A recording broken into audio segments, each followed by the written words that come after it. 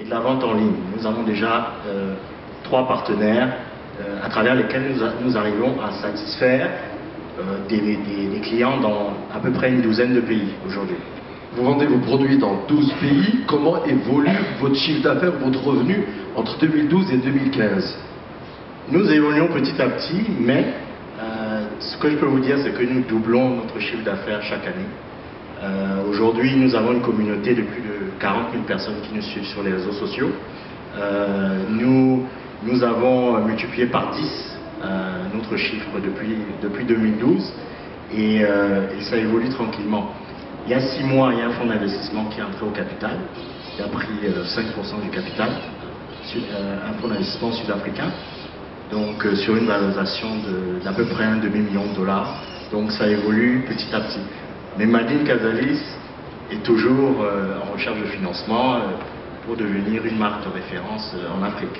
Aujourd'hui, vous vendez vos produits dans 12 pays.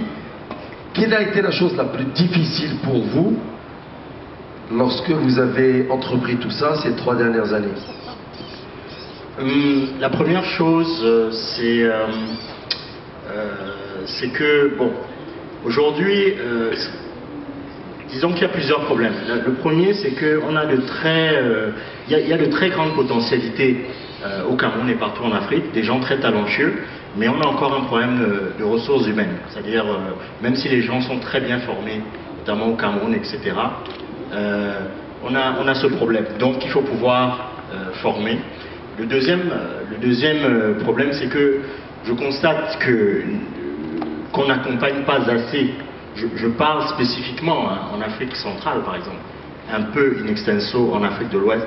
On n'accompagne pas assez les jeunes entrepreneurs, c'est-à-dire qu'on ne prend pas assez de risques avec eux.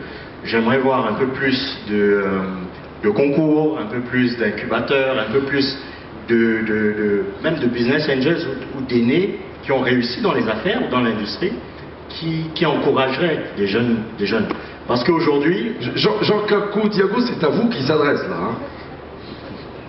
Il dit, j'aimerais bien voir plus d'aînés s'impliquer à nos côtés. Ça sonne bien dans votre oreille, ça. Oui, mais je ne sais pas si c'est à moi qui s'adresse. Mais... moi, j'avais compris ça. Hein. Donc aujourd'hui, qu'est-ce qui se passe? C'est que vous êtes un jeune entrepreneur. Vous souhaitez, vous avez un très bon projet, vous avez un public, vous avez des gens qui vous suivent, vous avez toute une émulation autour de votre produit, mais derrière...